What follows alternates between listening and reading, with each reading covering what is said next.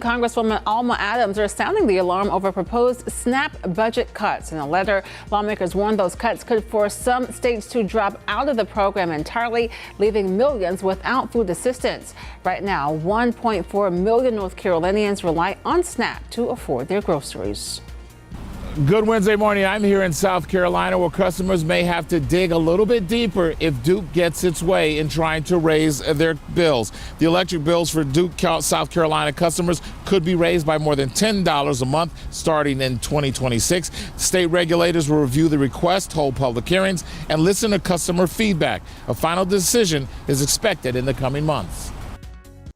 All right, take a look at your TV screen. This is I-77 northbound at exit 6. This is where we have a big backup. You can see the fire truck is now leaving, though, and it seems like a couple of police officers are still on scene. We're looking at this right here, another perspective of that same accident. Cars are moving very slowly, but it seems like they're starting to move a little bit more now that it seems like the accident has been cleared. Again, I-77 north at exit 6. Chris, how's the weather today? A little cooler? And you can see that it's damp out there. So as far as the morning goes, this is what we expect, the lower to the mid 70s, but heavier rain is on and off throughout the area, but we will see the highest chance of rain right around the noon hour, eventually eroding, clearing out, and then we're back to the 90s by tomorrow, but a drier forecast.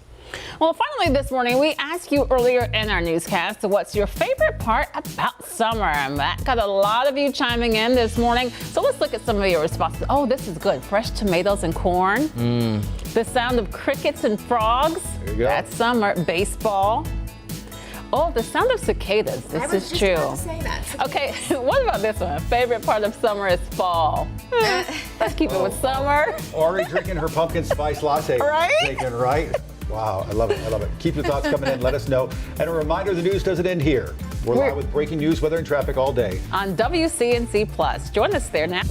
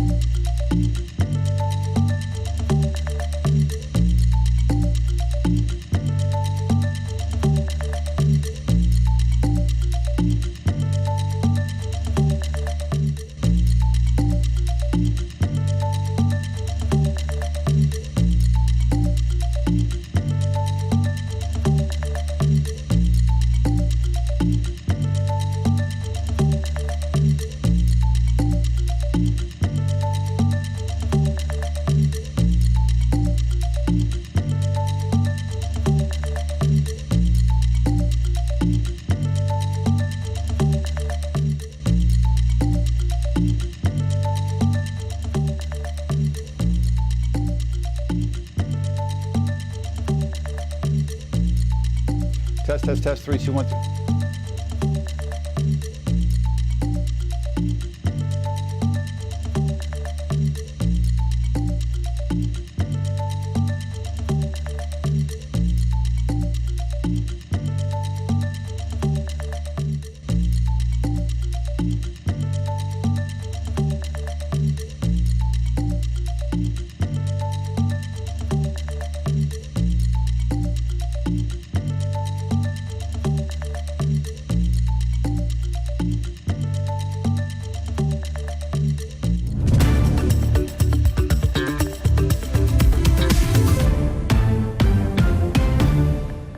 streaming live right now at 7 a.m. right here on WCNC Plus. I'm Ben Thompson. And I'm Lisa Washington. A live look at Uptown now in just a few more days until many of you may start your weekend a little early. Of course, it's the holiday weekend, and we are getting a break from the 90s today. Chris has the weather impact forecast. A cloudy start to our day.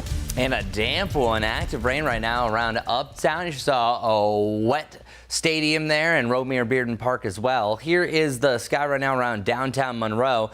A little bit of glint of sunshine trying to fight its way through the clouds. So it's a brighter overcast sky there. Dallas, 1,450 feet up. Literally, we have our head in the clouds. And then here's some brighter hope. Check this out. A little bit of light from the heavens right over here in Anson County and Lylesville. Still some darker clouds, and it's going to be on and off rain throughout the rest of this morning. Here's the active rain that we're dealing with right now. This is either barely coming down, a drizzle or a mist, or a light rain shower pretty persistent around Uptown. We're seeing a little bit heavier rain showers further east that you go, right around Georgeville. This is actively starting to build. So this isn't a typical shower this time in the morning that is starting to weaken. It's starting to amplify itself as it's interacting with a front that's pushing into the area. So just south of Mount Pleasant, and then Lambert over here in Stanley County, really starting to see it come down. Little River over here in Alexander County, a decent amount of rain there. So it just depends where you are. Hickory right now rain free, but more rain coming at you, actively raining in Eichard right now. But here's the good news. Behind this cloud cover and rain, we will see the sun, and that sun's going to come out very soon here for the mountains. Already starting to get brighter. You will have a few breaks in the clouds getting a little bit closer to about noon, seeing more of the darker gray here on the map. But check it out. I think our best chance for rain is right around lunchtime for the greater Charlotte area, and most of the rain that does fall today is going to really build east of Charlotte. So anywhere from Charlotte over to Albemarle, Wadesboro, that's where we're seeing most of the rainfall. Seeing scattered showers really between about 11 to 3 o'clock for the 485 loop and the I-85 corridor. I think by 3 o'clock, it's mainly pushing over into Union County, Anson County, still seeing the rain there. And then by the conclusion of the afternoon, heading into the evening, we're saying goodbye rain for not just a day, a few days. And that's just in time for the 4th of July weekend.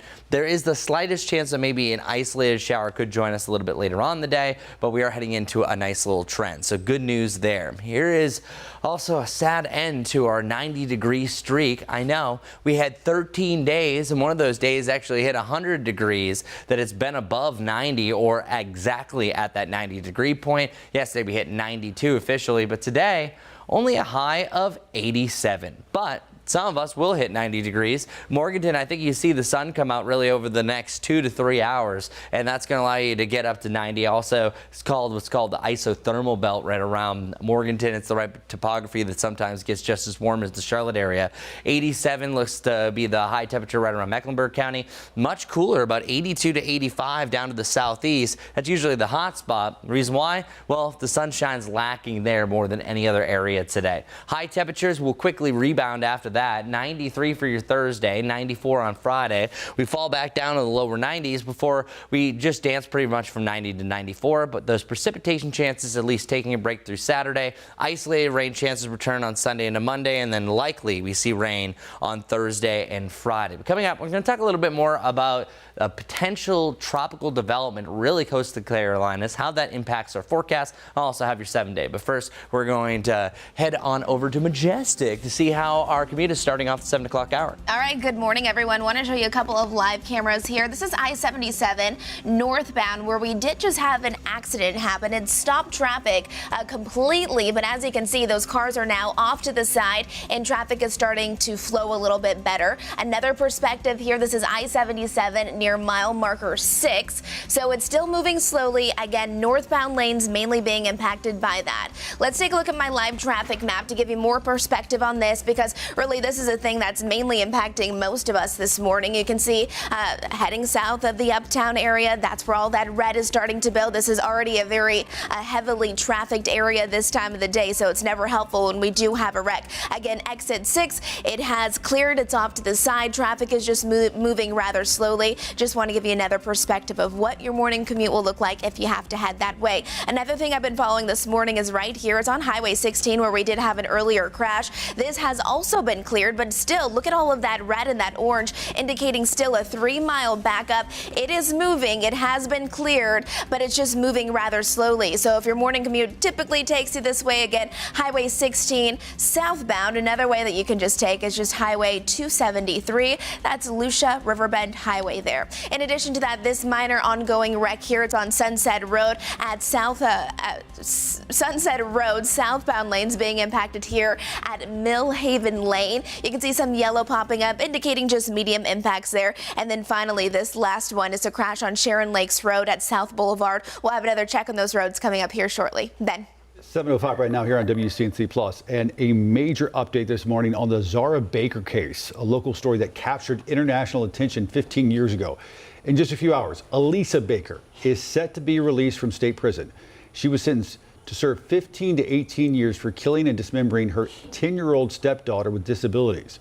However, she's not being set free. Baker will now go to a federal prison where she's set to serve several years on drug charges. Nearly 15 years ago, 10-year-old Zara Baker was reported missing from her home in Hickory. Weeks later, investigators found her remains spread in several places across our area. Zara lived with a prosthetic leg and hearing aids after surviving a battle with bone cancer. Elisa eventually pleaded guilty to second-degree murder, along with a list of other charges. Investigators never able to determine exactly how Zara was actually killed. WCNC Charlotte's Richard Devane covered the story back when it happened. He's going to join us live from Hickory coming up at 8 a.m. right here on WCNC Plus with details on Baker's release and that original case. This morning, Duke Energy is asking for a rate increase that could impact thousands of customers across South Carolina. The company wants regulators to approve a 7.7% increase. If approved, the average homeowner could pay more than $10 more a month starting in March. Duke says that money would help pay for grid upgrades and storm resilience. Well, speaking of energy, experts say the rising costs are due to an unprecedented surge in demand on the U.S. power grid. Yesterday, right here on WCNC Plus, we spoke with Todd Snickler. He shared a few things on what you can do to help with the costs. With these extreme weather events, especially through the summer and demand surging, sure. What should families be doing to think about the future here?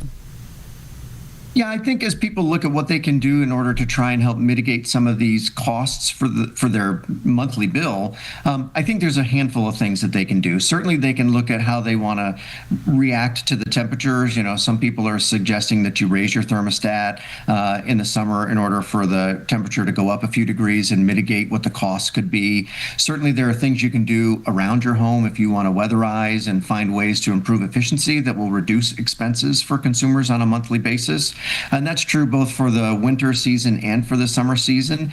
And then I think people can think about how they want to focus where they're going to do some of the things that consume energy. So doing things on off-peak hours, as we call it. So later in the evening and overnight, you know, the dishwasher and some of the things that could wait. Those are ways for people to reduce their demand on the system and ultimately help them reduce what their costs will be.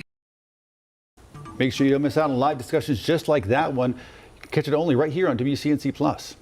7:08 now. Gastonia city leaders are making quick changes this morning after backlash over a cooling station set up for the homeless.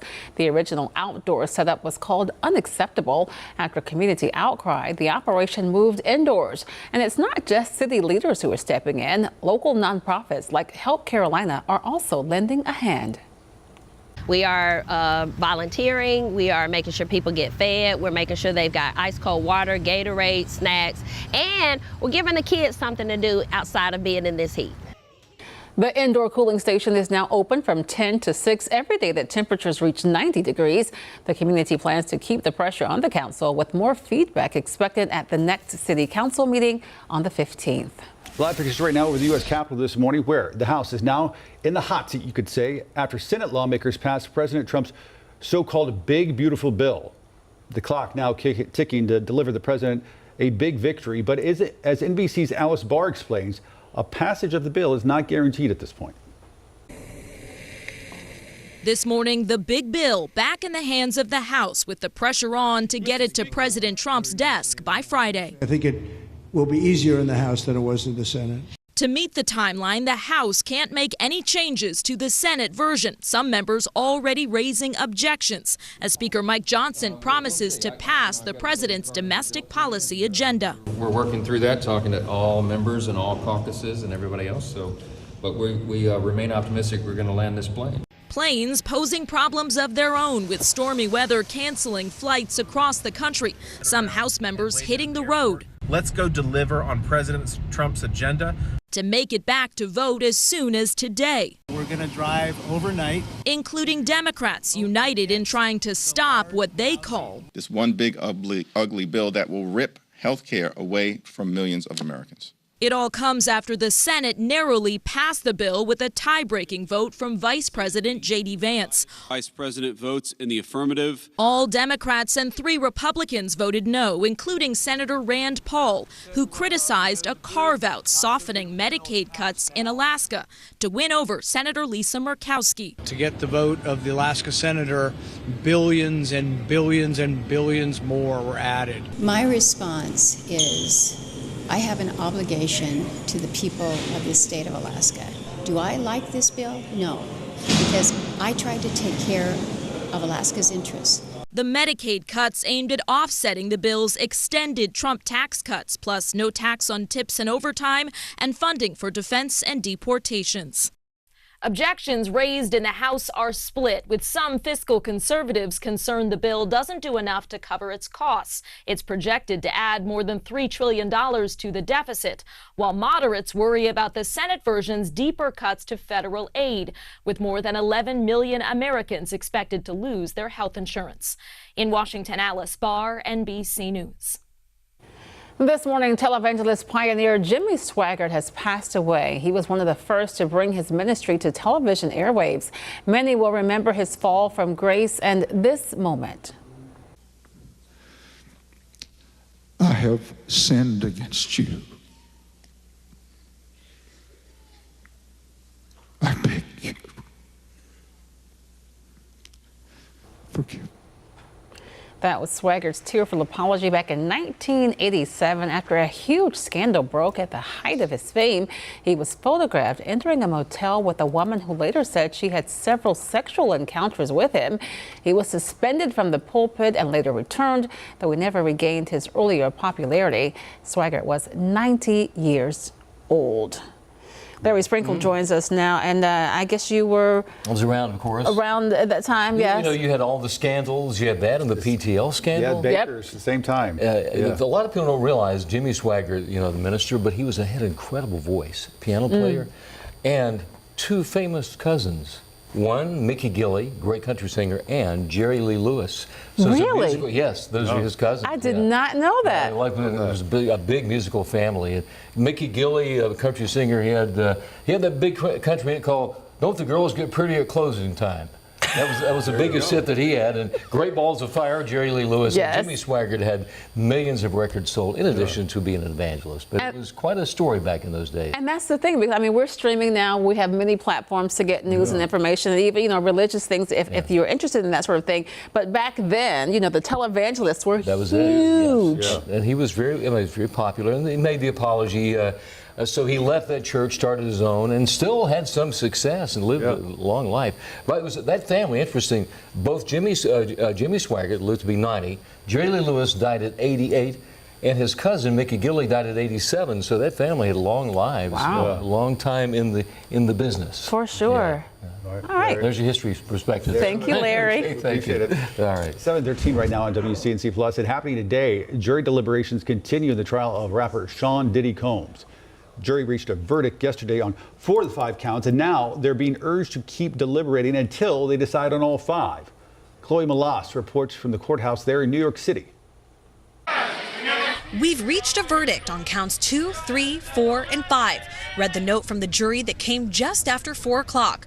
But we cannot reach a verdict on count 1, they wrote, because some jurors have unpersuadable views. That means they've reached a unanimous decision on whether Sean Diddy Combs is guilty of sex trafficking and transportation to engage in prostitution.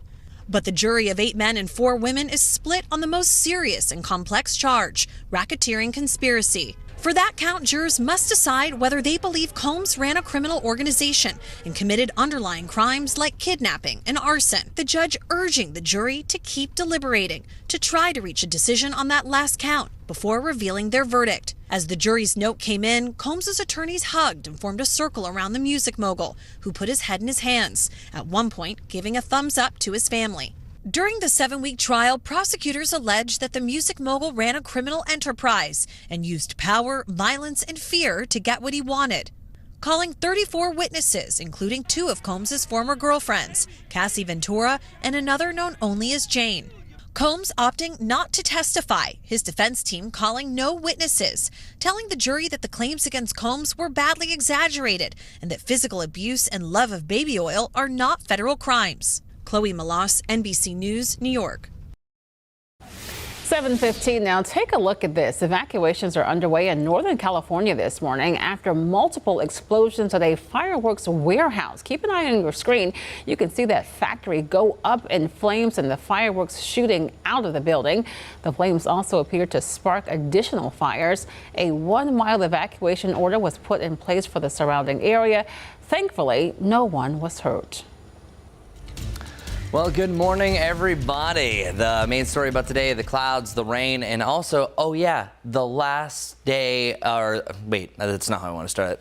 Rewind. This is going to be the first time in 2 weeks that we're not going to be in the 90s. There we go, first try, right? 3.2 inches of rain is what fell in Boone yesterday. So a lot of rain. I think the highest totals this time are going to be east of I-77. Good morning, everyone. I'm Chris Mulcahy, and I'm usually more articulate with my words. We have a ½ inch to about an inch of rain from Albemarle over to Wadesboro, so higher rain totals the further east that you go. It's not a delightful start to the day, but hey, it's going to keep things a little bit cooler. And we also do have a low chance for some flash flooding a little bit later on, especially further off towards the east, but I think that's much lower than what we had yesterday, so likely just general storms, not really an elevated severe risk as well. It's usually the really sunny environment that leads to a cold front smashing into it that'll lead to the most widespread rain. So check it out. We're going to see this rain really expand and I think hit its max by about the early to mid-afternoon. And then by about 4 o'clock, we could have a lingering shower, but I think you're seeing actually ample sunshine, so a mix of cloud and sunshine at that point,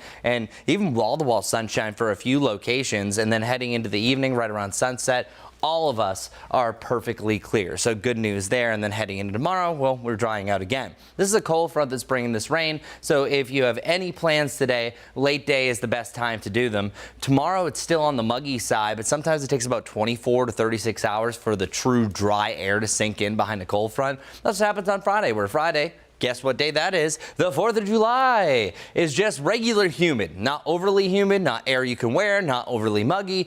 It's actually a really nice 4th of July forecast. It's hot, it's humid, something that you expect. And it's also going to hinder our rain chances as well. High pressure system also sliding in behind this front. And this front, what's interesting about this, has a little low attached to it. And that low will sink down to the south. And then it starts to churn potentially over the weekend, either side of Florida. What is that going to do? It actually could turn into our next tropical system. Next name up would be Chantal.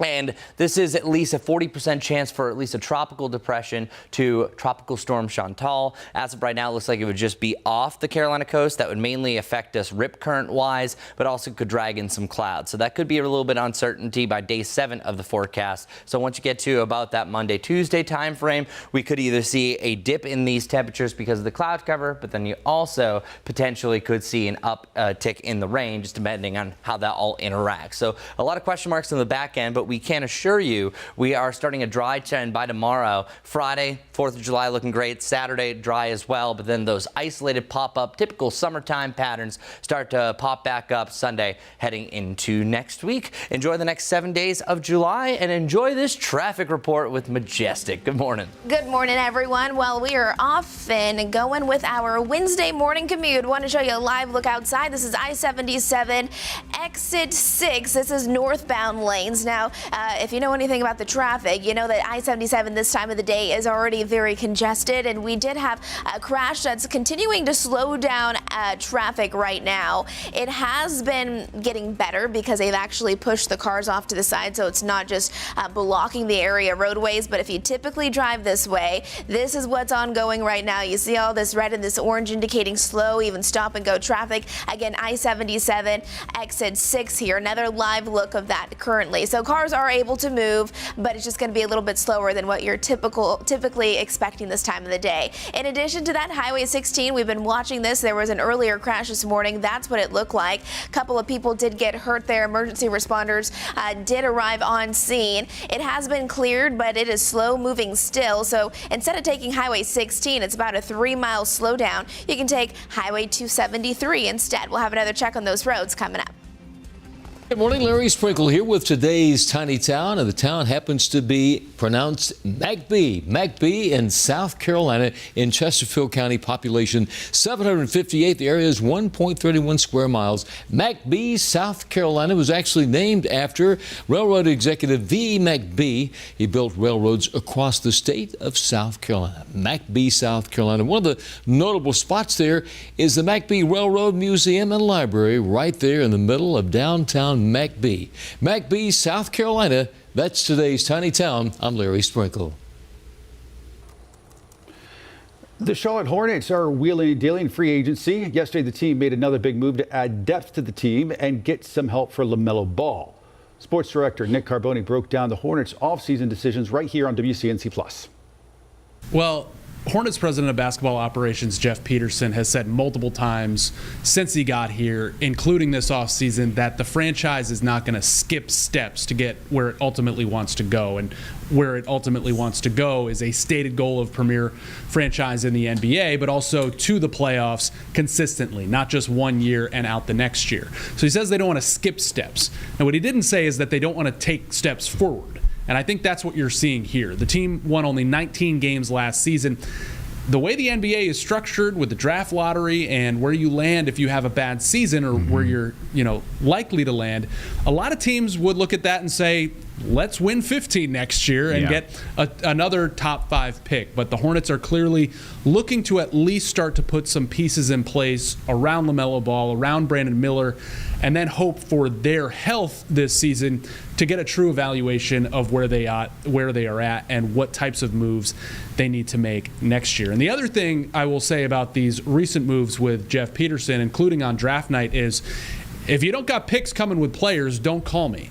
Because there are so many times when you look at the report initially and it says player X and player Y, and also 2 picks or 1 pick or whatever it is, and you're thinking, okay, the Hornets are sending a pick back. But it's always been the Hornets are getting picks and acquiring more picks, and I believe they entered draft night with 8 first-round picks over 6 seasons. So they continue to add to that cachet. This particular transaction that we're talking about for guard forward Pat Connaughton from the Bucks, they get 2 second-round picks, future seconds from Milwaukee, and all they part with is Vasilije Micic, who they traded for on draft night as a salary match, a guy who used to play here and was never going to play here this season under head coach Charles Lee. So they essentially took a guy that wasn't going to play here, flipped him for a plug-and-play role player in Connaughton, and got 2 future second-round picks. And people look and say, oh, they're for 2031, 2032. Well, those chips are probably going to be cashed sooner than that. Yeah, I mean, they have really added a lot of. I mean, Connaughton himself, he adds another depth in terms of shooter, right? Does plays pretty good defense as well. And then you cannot forget the 2 picks from draft night. I mean, honestly, this team, although it seems to be young, as you said, as long as the injury bug doesn't bite, could have a real chance to make some noise, don't you think? There was so much pressure on LaMelo Ball here and he came in here in 2020 in that draft as the 3rd overall pick. Everybody knew it could pass, everybody kind of assumed he couldn't shoot. Well, it turns out he can, but they had to rely on that, and he relied on it a little too much in the last couple of seasons when he's been healthy. Now you've got Con Knippel. Hopefully Liam McNeely can spread the floor. Pat Connaughton, a guy that can spread the floor. Colin Sexton was a massive pickup via trade over the weekend that also included a pick coming to Charlotte, and they part ways with center Yusuf Nurkic. Center is now a position of clear need. If you're over 6 feet tall and living in the city of Charlotte, you may get a call from your Charlotte Hornets right now. We can talk about that in a bit. But point is, they want guys to surround LaMelo Ball, to be able to spread the floor and to make plays with the ball and off the ball for him. And it all leads up to a very important season for this franchise and franchise player to see if it's going to work beyond 25 and 26. And folks, you can watch that entire conversation anytime right here on WCNC Plus. Tell your friends about it, turn it on, leave it on. Well, we're going to take a quick break right now, but you keep it right here on WCNC Plus. We're going to have another update on weather and traffic, as well as the day's top headlines. You can see it's a cloudy and a little bit of rainy start to your Wednesday. Chris is going to have details on your forecast, and Majestic will have another check of the morning commute. Stay with us here on WCNC Plus.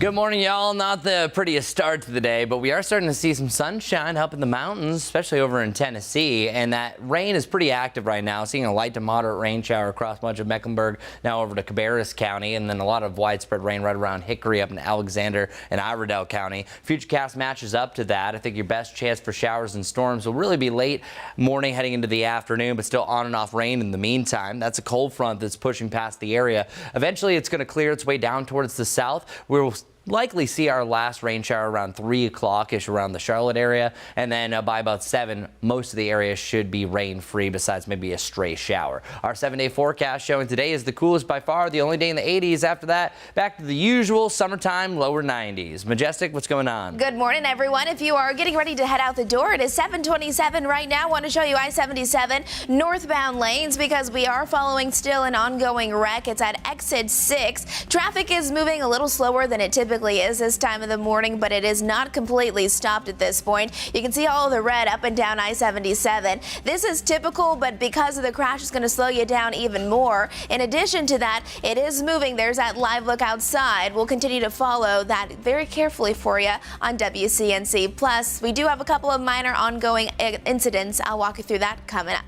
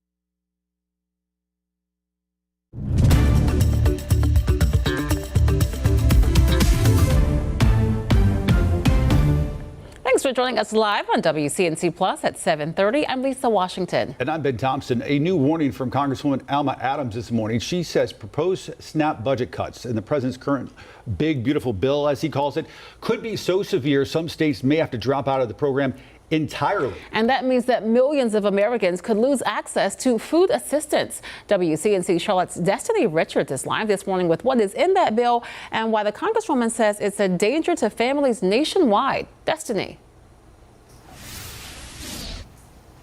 Yeah, these concerns out of Washington this morning could have a serious impact here in Charlotte, especially for families who depend on food stamps to put meals on the table. Now, looking at this letter from Congresswoman Alma Adams and other lawmakers, she's joining 33 other lawmakers in this letter to House leadership, urging them to remove controversial SNAP provisions from the federal budget bill.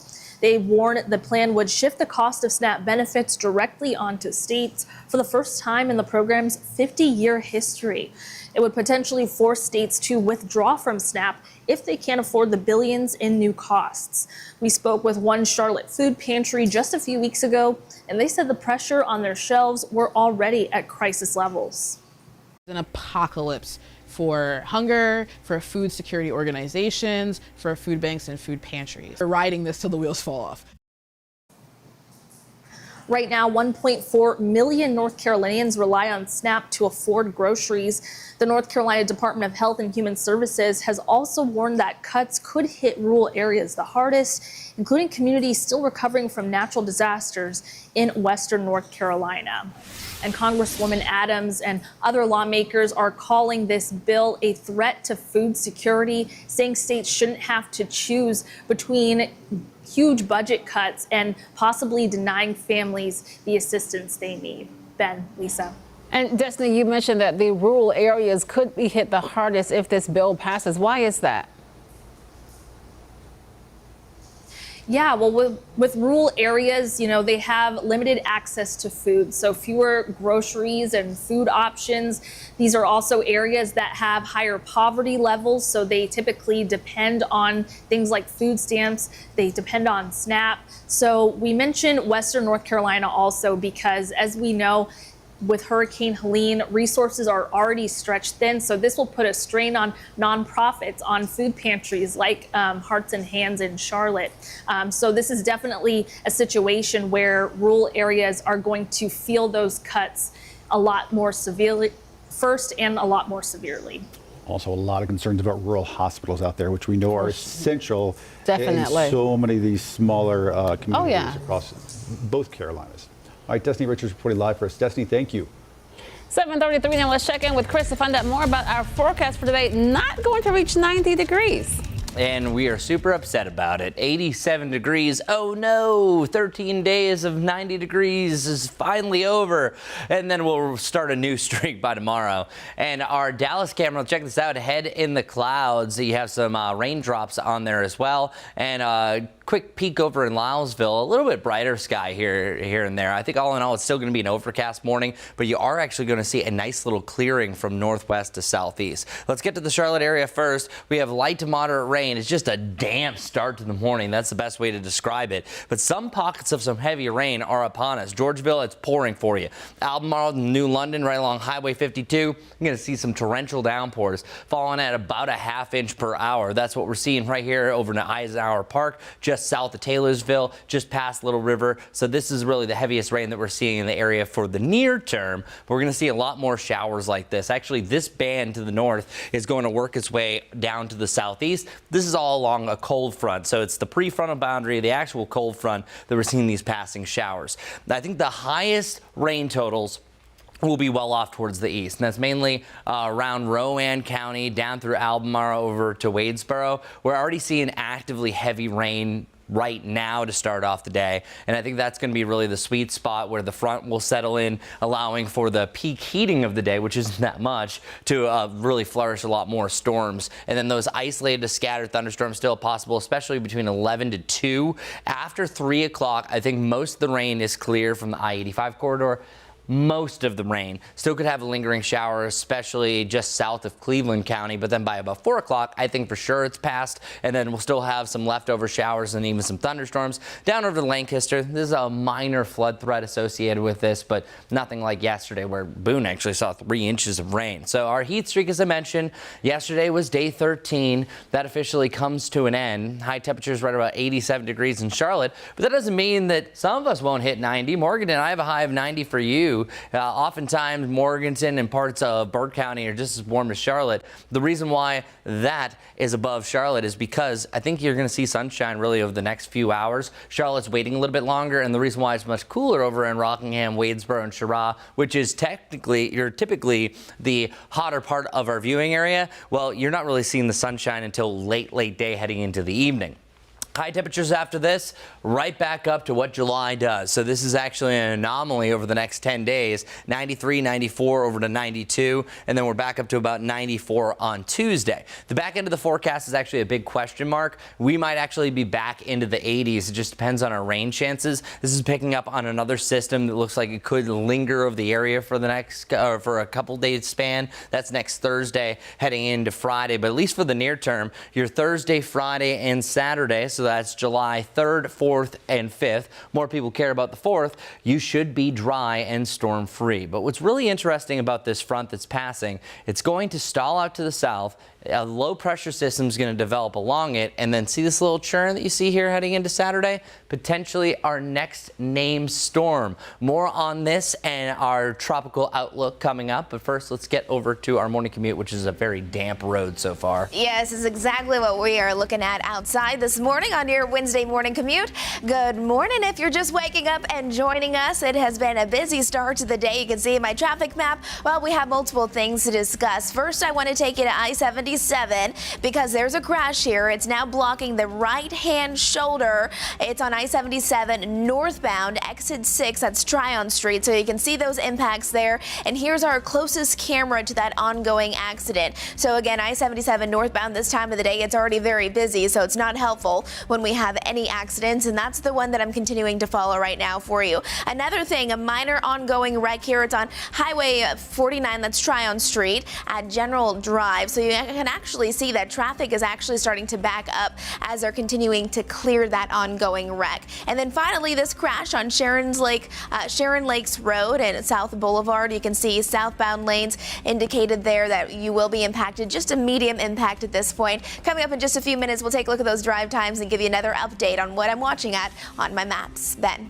Majestic, thanks. Governor Stein just signed several new bills into law, including one that's going to restrict cell phone use in North Carolina public schools. It requires school boards to have a policy to keep devices off during class. Schools will also be required to teach social media literacy and put in place internet safety and security measures. The policy will still need to be in place by January 1st across the state. Stein also signed the new PAVE Act. It allows Mecklenburg County to put a 1-cent sales tax on the ballot this November. If voters approve it there, the money will be used to fund future road and transit projects. Former Charlotte Mayor and former U.S. Secretary of Transportation Anthony Fox spoke yesterday about the proposed tax. He says it needs to happen, and it needs to happen sooner rather than later. Don't let us be our own problem in trying to solve for this. You know, I know that there's been a lot of disappointment over decades about transportation in this community. I live in an area that was bisected by 2 freeways. And there was a third not too far away, 16. But transit offers a different idea for connection. It offers an idea that says it's going to be additive. And we've seen the benefits of it in different parts of the city. You have an opportunity to build something with the region. So finding areas of alignment and interest is not quite as hard as you might think it is. What's hard is when you have to get into choices, like choices where you have to do one thing versus something else. But again, we're talking about how to exercise political power. And there's more political power in this room and in this community with this sales tax in place than has ever been in place for transit in this community. That's why it's an exciting time to be here. The payback getting some pushback, especially for folks in the town of Matthews, because initial plans for light rail there were scrapped. Few people can speak with more authority about transit issues than Anthony Fox. He helped get the Gold Line passed 12, 13 years ago. Right. And that is why he got the attention of the Obama administration. That is why he was asked to be President Obama's Secretary of Transportation. And I listened to some of that discussion yesterday, and I found it very interesting. Again, his perspective, as you said, Yeah. I mean, he is the expert as a former Secretary of Transportation. But he says he's visited, all 50 states, and no city has a perfect transit system. Like, it's just, you can't make it perfect for any city, any place he's been. And he said that, I love that he said, don't let, us get in the way of, of the perfect trying to be good. Yeah. Like, it's just, I don't know. Yeah. It's interesting. It is interesting. And, a city that has the benefit of bursting at the seams because so many people are coming here, Right. also has the burden of having to take on issues like this. And you can't just think about now. You've got to think about 10 years from now, 20 years from now, and that this is a step in trying to, alleviate some of the transit problems now. All right, overnight, we learned from Gaston County officials that the longtime Belmont mayor, Charlie Martin, has died. Martin served as mayor for 10 years before stepping down in 2023 for health reasons. He was raised in New York, but says he considered Belmont his hometown. He attended Belmont Abbey College and loved the area so much he never left. This morning, friends and family are keeping the memory of a 16-year-old Gabriel Ennis alive. He was shot and killed last month in Richmond County. Ennis was a junior firefighter for Cordova Fire and Rescue and hoped to become a full-time firefighter just like his dad and grandpa. We spoke with his sister, who tells us she lost more than a brother, but also her best friend. Gabe would have got it up there in front of everybody, even if he would have cried. He would have embarrassed himself in front of everybody just for me because of how close we were, and he was my best friend, to say the least. A service was held earlier this week to honor Ennis and the impact on his community. This morning, the Richmond County Sheriff's Office says the shooting remains under investigation. 7:42 now. A new study this morning finds the cost of raising a child in the U.S. is nearly $400,000. According to LendingTree, the cost of kids up until age 18 is about $237,000. But when you add childcare and housing, that's when the cost can reach nearly $400,000. Here in North Carolina, experts say the cost of infant care is now more expensive than college tuition, and it's forcing many parents to make an impossible choice. WCNC Charlotte's Kaylin Hagwood shows us how one task force is working to make quality care more accessible and affordable. For Monica Vasquez, finding childcare for her 3-year-old son, Sebastian, has been a nearly 3-year journey. I signed him up at 10 months old in a daycare that I liked, and we only just got accepted now. It is very frustrating, and it's hard. It takes a toll, especially like we're originally from Miami, and I have no family support here, so I don't get that relief. And Stories like Vasquez's are driving new action from North Carolina Governor Josh Stein's administration to address concerns that impact the quality and accessibility of care. A task force is recommending things like improving reimbursement rates for providers, offering benefits like health insurance and child care support for child care workers, and partnering with local schools and colleges to support training new staff. At Dixon Academy in Charlotte, founder Rosalind Dixon says she's excited to hear the task force is exploring this issue after seeing the crisis firsthand over 3 decades in business. Right now, the biggest pressure point is finding staff. The workforce is so limited. She says her centers keep waiting lists, with some parents signing up before their babies are even born. It's an expensive task to provide quality care. And we know that 0 to 5 is the foundation for children that shapes so much that happens in their lives beyond that point. And we want to ensure that they're ready for kindergarten. So it takes all of those resources. So I think he's spot on, even putting together a task force to look at this area.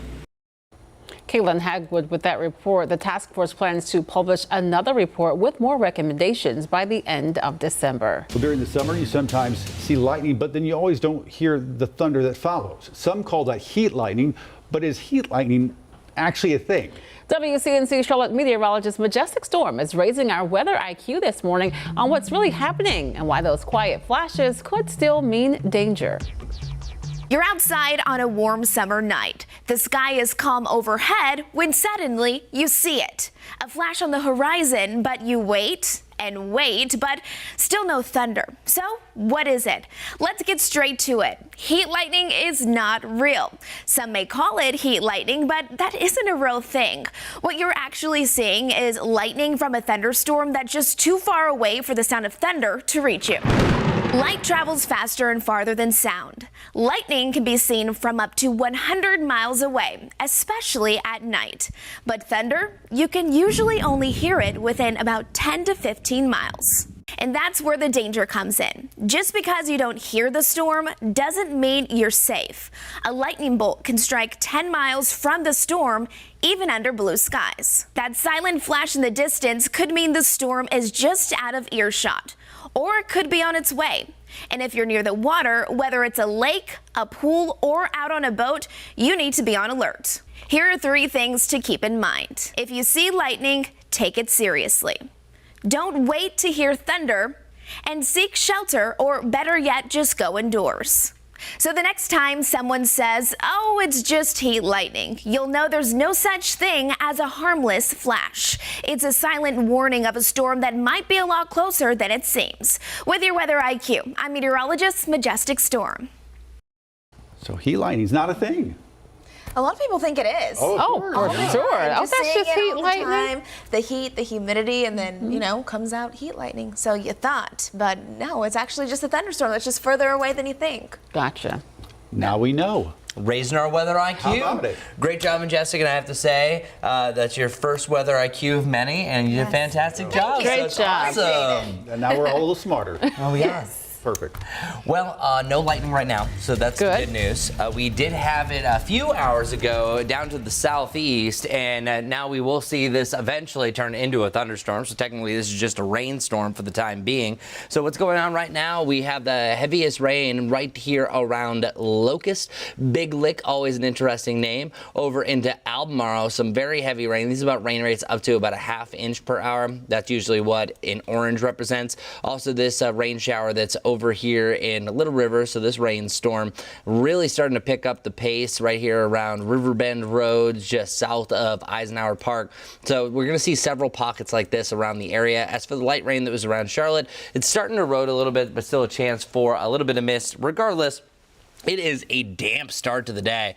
I want to show you the hour-by-hour forecast that we're going to see here, though. I think that the heaviest rain is further off towards the east. By about 1 o'clock, that's where it looks like it's most widespread around the I-85 corridor. I think you kind of have that cloudier look to the day most of the morning. By the afternoon, you're actually seeing some active sunshine. If you live around the I-40 corridor, I think you actually see sunshine as early as 10 to noon.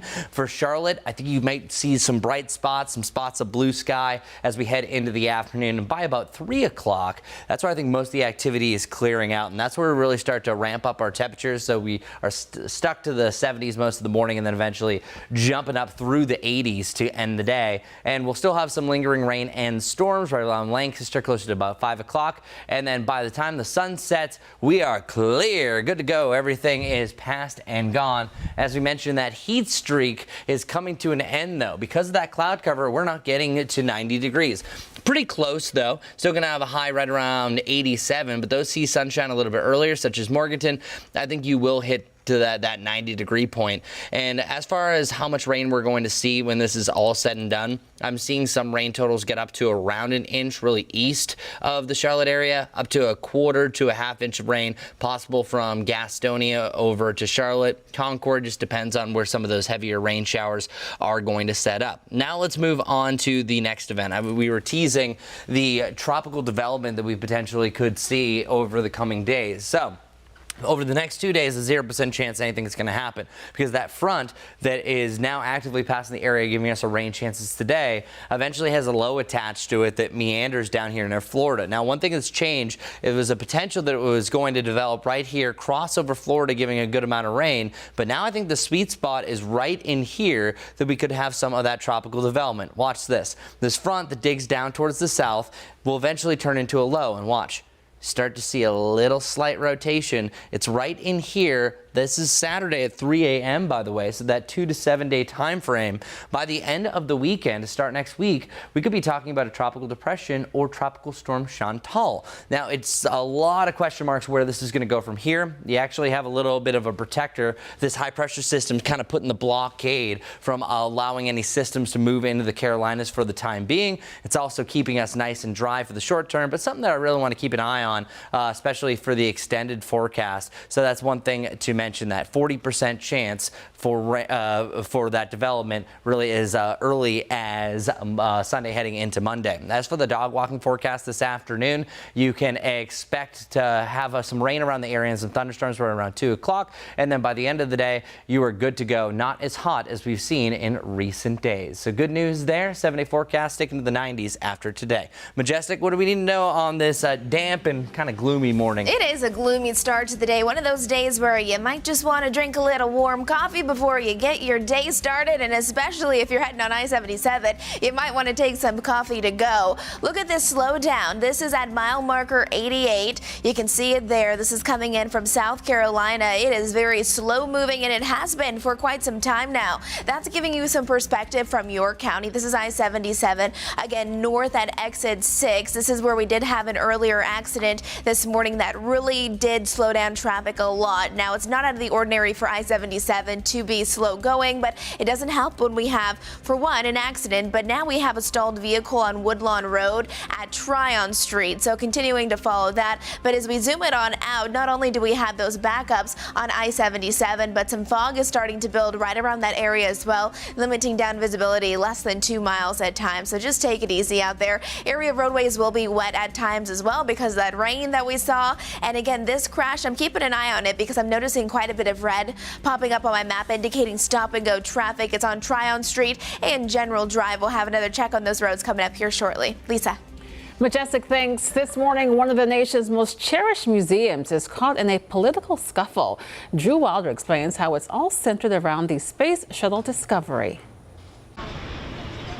Something happens to you the first time you see it. Its size is almost unfathomable. It sparks your imagination of flight and exploration, and it's a symbol of one of the greatest achievements of mankind.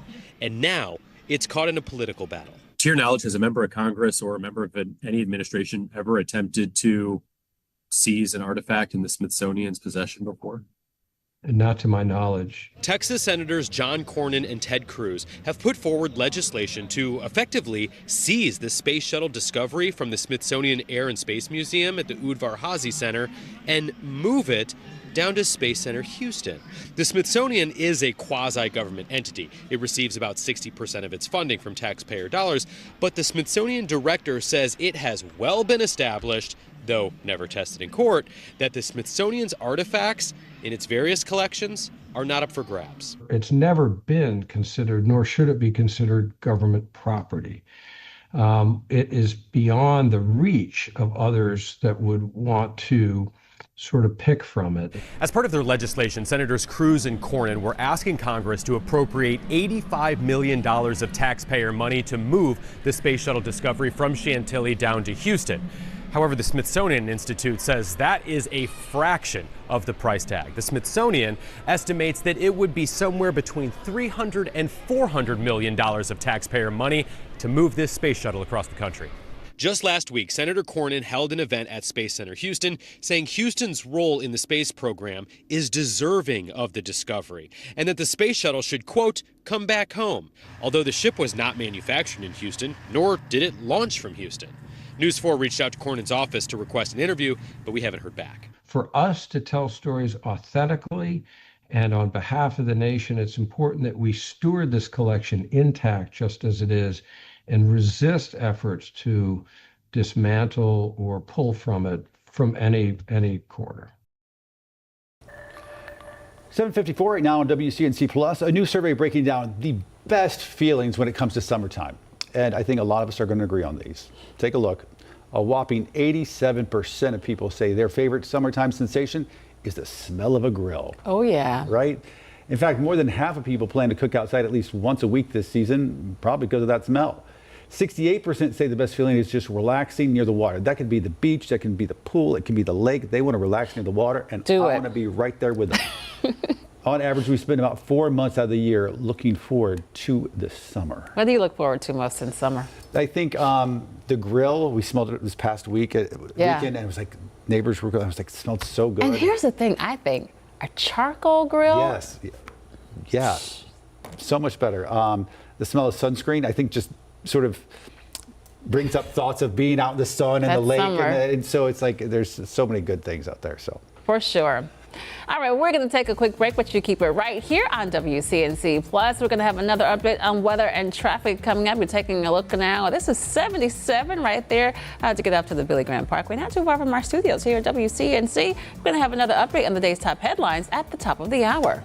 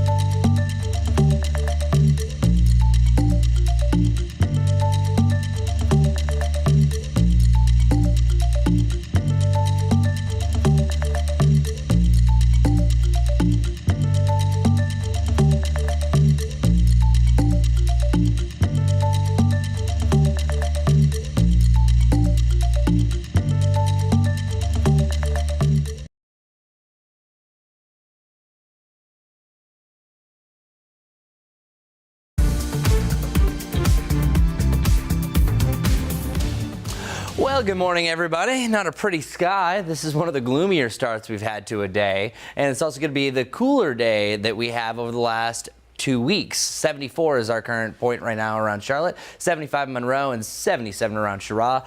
87 degrees. Yeah, it's a nice change from the lower to the upper 90s that we've been pretty much over the last 13 days. Even one day that hit that 100 degree mark. Still could have a real feel close to 90 degrees, but not really at 90 degrees. Our best rain chances really right around lunchtime for the Charlotte area. Heaviest rain east of Charlotte. This will eventually meander its way down towards the south by the late afternoon, evening. We're in the clear. Even seeing a little bit of sunshine. Rest of the week, 91 to 94. Let's get over to traffic with Majestic Storm. Good morning, everyone. Heading out the door anytime soon? Well, here's a look at some of those drive times. Hey, if you're coming in from Belmont, it's going to take you about 37 minutes, almost an hour, though, if you're coming in from Salisbury. Let's change it on over to my live traffic maps because there are a couple of things that we're watching. I-77 here in York County, you can see it is slow moving right here. That's not too out of the ordinary, but we have had an accident on I-77 at exit 6 that has since been cleared, but now we're following a stalled vehicle around the same area that may slow you down just a bit if you're traveling.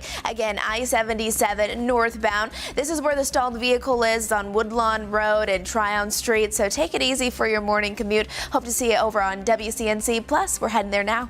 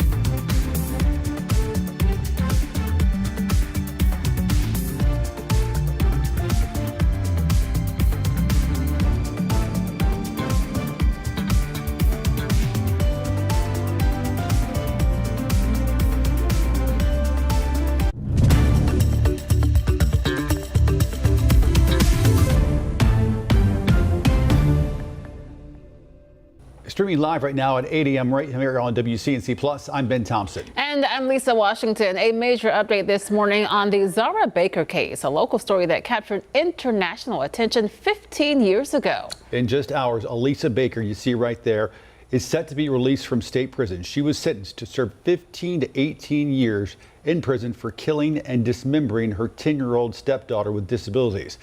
However, she's not being set free. WCNC Charlotte's Richard Devane is live in Hickory this morning to explain why. And Richard, you covered this case back when it happened 15 years ago. Yeah, that's something I'll never forget, Lisa. Good morning to you. Good Wednesday morning, everyone. It was that first day that we heard about it. We were up here in Hickory outside the police station. At that time, a man walked out and I asked him about this situation. Did he know anything about it? He told me he was Zara's dad, Adam. We spoke to him for a few minutes off camera. He said he knew nothing. He was later not charged, but his wife, Zara's stepmother, Elisa Baker, was. Today, she is being transferred from a jail, a prison, I should say, in Polkton, and she will be transferred into federal custody to serve out another charge on drug possession. But today we think about Zara, whose face you see right there, the young girl, 10 years old, from Hickory. She was reported missing in October of 2010. She was born in Australia, and her dad came here to America. She faced numerous challenges in her young life, including she lost her leg and a part of her hearing to a disease. Then one day she went missing. It was reported, they searched for her, couldn't find her. Her mother eventually was arrested and charged with her in her disappearance. She later pleaded guilty to second-degree murder and as well as other charges. She was sentenced, that's Elisa Baker, to 18 years in prison. That case led to widespread calls for child welfare reform, highlighting the need for stronger protections of children who were vulnerable at the times. Baker's memory, of course, all over. People say they'll never forget the young girl whose face they only saw, fortunately, through a couple of media captures on video, but she captured the hearts of so many people. As we come back here live, we can tell you this is the park that was named for her, Zara Baker's Park. This is a Kiwanis Field right here in Hickory. It's a place where children who have certain limitations, disabilities, can come and enjoy themselves. It's a playground for all children to come and enjoy. Just one of the things people in Hickory say they'll never forget. People around saying they'll never forget. Now, again, her mother is going into federal custody now, where she will serve her sentence of 8 years for drug possession and drug distribution charges. Of course, this is something we'll have much more on throughout the day, but this is a case and a story that folks who've been here and folks around the country say they soon won't forget. We're in Hickory, guys. We'll send it back to you. Yeah, Richard, I mean, you've been here, I think, about 20 years. I think you know few stories have garnered the attention that the Zara Baker case did. In your mind, what stands out to you most about that case? What sticks with you? As reporters, we cover these stories, and there's parts that will never leave you because you always it remember. becomes a part of what you are. Well, as unfortunately other stories that I've covered over the years, Zara was just a few years younger than my daughter at the time. So it touched me personally. The fact that I actually spoke to Zara's dad, Adam, who was that morning, I should say the morning after all of this came to light, the shock that he had, or the not knowing what had happened to his daughter, because at that time he had no idea where she was. He was just told by Elisa that she was out, that she had, remember, female issues, and that she wasn't available to speak to him. Of course, that led to this investigation. So as a father, you can understand the concern I had. But when you came up here to Hickory, to these areas, and you spoke to people, even speaking to the police chief that day, just the concern that he had, the pain that he had when he delivered that press conference, talking about, we're going to find out where she is, we're going to find out what happened. Of course, that changed later, finding her body. Just the people who were affected by it on a personal level here, everybody. And then Ruben Wallace, our fellow journalist, when he was setting up, the person you hear mowing the ground, said that he actually was just talking about her today. He had no idea about the transfer or anything like that, but he was talking about her today. So everyone out here remembers her. People, someone a couple of weeks ago said that they were in high school and they remember this case. They're now a law enforcement officer. Just some of the folks who've been affected by this tragic story. All right, Richard Gervain live in Hickory for us this morning. Richard, thanks so much for that report. All right, 8:05 right now, turning back to your forecast. Here's Chris Mulcahy. Chris. Good morning to you, and check it out. Jake has the sunglasses ready for our Dog of the Day forecast. There it is, Cody. I knew you'd bump up the music. Nancy, thank you so much for sending our Dog of the Day along, Jake. But I hate to tell you, man, we're looking at a cloudier sky. Each and every morning, really over the last week or so, this would have been perfect to have your goggles. Just learned that term from Majestic, by the way. And then we are expecting temperatures to get into the lower 80s by 1 p.m. But the sunshine will come out, my friend, I assure you. All right, wind down the music. Thanks a lot, Cody, our directing extraordinaire. We have 90 for a normal high this time of the season, but for the first time, oh no, 87 degrees is our high temperature. So we're having a nice little dip down in the 80s, and I think we're going to have another stretch of the 90s. However, there might be another revisitation to the 80s on the back end of the 10-day forecast. But I think by the end of the day, we're going to see a nice amount of sunshine. So we are going to get close to 90 degrees in some parts. And I think around Morganton, I'm calling you to hit 90 degrees. And I want to go over our average highs real quick. 90 degrees is the normal for today, but on July 11th, it officially transitions over to 91. So that's our absolute peak. And from July 11th to the 22nd, we are averaging 91 degrees, and then it dips down to 90, and then we go another couple more weeks until August 9th officially is our average on the way down to 89 degrees. So we are very much in the peak of summer, and officially tomorrow starts the dog days of summer, and that goes until around August 11th. Our 7-day forecast real quick showing you the 87 is standing out from all the rest. We have 91 to 94 the rest of the forecast after that. I really think that the biggest news that we have here in the near term is that things are going to stay dry. Even for our nightly rain chances, really taking a big step back. The next chance really isn't until Sunday, slightest chance on maybe Saturday night, but they slowly start to ramp back up from that widely scattered to scattered range by about Tuesday. That's where we're kind of heading back into that typical forecast where you have the pop-up showers and thunderstorms. That's also associated with the dew point. Now, the higher the dew point, the more uncomfortable you're going to feel. Now, the lower it is, well, the drier it's going to be. And what's really nice is it looks like our lowest dew point of the week is trending to be right around Friday, which is a special date for many of us, the 4th of July. And we eventually will start to keep this a little bit closer to that muggy range on the second half of that 7-day forecast and for the extended outlook. Here's a look at the current rain that we're dealing with right now across our area.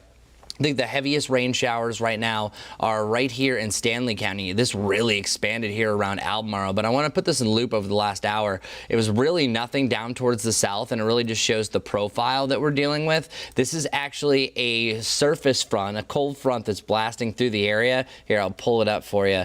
The front right now is actually situated right back here. So what you're going to see is, one, some rain showers starting to ride right in front of the front, but this is actually technically a prefrontal boundary down here. So that's where you're going to see that rain start to flourish really just south of that line. Once the front clears, you're looking at more sunshine. And actually, over in Boone right now, we are looking at a little bit of sunshine. So you always look upstream, as it's called in the weather world, to see what's going on there, to see what's coming your way. Well, good news. You're actually already starting to dry out the roads there. So some sunshine will eventually be on our doorstep. And we're actually seeing some breaks in the clouds here around Dallas as well. And your downtown Monroe camera also looking at a darker sky that eventually will turn sunnier by the end of it. So let's go through that futurecast real quick, showing you what you can expect for the course of today. Just really a cloudy and a damp morning. And then once that front passes, and you can already see it's clear the I-40 corridor as early as noon. I think it may even be clear by about 10 o'clock. That means sunshine's going to follow behind it. The scattered rain, what we're seeing on the map right now, will continue for the longest right around Stanley over to Anson County.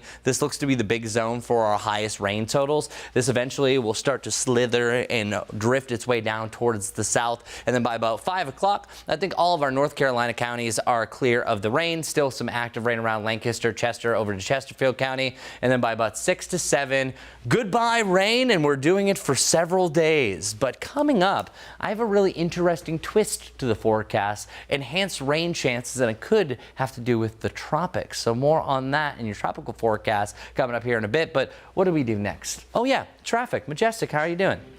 I'm doing pretty good. Looking outside this morning, we do have some slow-moving traffic. I want to get straight to it. This is out there in your county. If you're coming in from South Carolina, look at this. I mean, traffic is moving incredibly slowly, but surprisingly, there's no accident that's active right now. It's just really crawling at this point. So let's break this down a little bit more, giving you a wider view perspective of that. Again, I-77, it's really jam-packed between Gold Hill Road and Carowinds Boulevard. So that's mile marker 88 to 90. Again, this is a live look of that. If you're typically driving from South Carolina and heading northbound, we're seeing that red on our traffic maps as well. You can really see it there out towards Forest Lake. In addition to that, though, as we zoom it on in, we're still following this stalled vehicle right here. It's right on Tryon Street and Woodlawn Road. Cars can move around it. It's just going to slow you down even more than your morning commute already typically is this time of the day. This one here, another crash. It's on Tryon Street and General Drive, seeing shades of oranges and reds, meaning that traffic is really slow going around that one.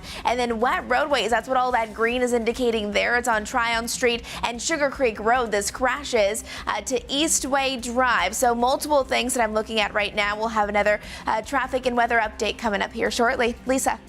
Majestic, thanks. 8:11 now. This morning, Duke Energy is asking for a rate increase that could impact thousands of customers across South Carolina. The company wants regulators to approve a 7.7% increase. Now, if it's approved, the average homeowner could pay more than $10 more per month starting in March. Duke Energy says that money would help pay for grid upgrades and storm resilience. Well, speaking of energy, experts say the rising costs are due to an unprecedented surge in demand on the U.S. power grid. Yesterday, right here on WCNC Plus, we spoke with Todd Snickler. He shared a few things you can do to help with costs. With the extreme weather events, especially through the summer and demand surging, Sure. What should families be doing to think about the future here? Yeah, I think as people look at what they can do in order to try and help mitigate some of these costs for their monthly bill, I think there's a handful of things that they can do. Certainly, they can look at how they want to react to the temperatures. You know, some people are suggesting that you raise your thermostat in the summer in order for the temperature to go up a few degrees and mitigate what the costs could be. Certainly, there are things you can do around your home if you want to weatherize and find ways to improve efficiency that will reduce expenses for consumers on a monthly basis.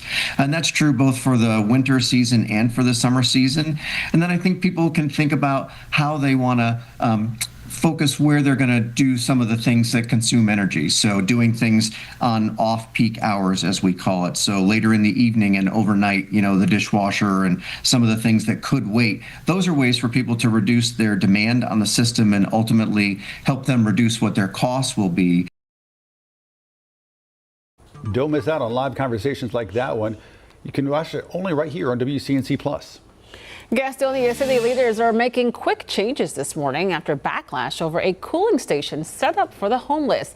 The original outdoor setup was called unacceptable after community outcry. That operation moved indoors. And it's not just city leaders who are stepping in. Local nonprofits like Help Carolina are also lending a hand. We are volunteering, we are making sure people get fed, we're making sure they've got ice cold water, Gatorade, snacks, and we're giving the kids something to do outside of being in this heat. The indoor cooling station is now open from 10 to 6 every day that temperatures reach 90 degrees. The community plans to keep the pressure on the council. More feedback is expected at the next city council meeting on the 15th. Live pictures right now over the U.S. Capitol this morning, where the House is now in the hot seat after the Senate lawmakers passed the president's so-called big, beautiful bill. The clock now ticking to deliver the president a big victory. But as NBC's Alice Barr explains, a passage of the bill is not guaranteed. This morning, the big bill back in the hands of the House with the pressure on to get it to President Trump's desk by Friday. I think it will be easier in the House than it was in the Senate. To meet the timeline, the House can't make any changes to the Senate version. Some members already raising objections as Speaker Mike Johnson promises to pass the president's domestic policy agenda. We're working through that, talking to all members and all caucuses and everybody else. But we remain optimistic we're going to land this plane. Planes posing problems of their own with stormy weather canceling flights across the country. Some House members hitting the road. Let's go deliver on President Trump's agenda.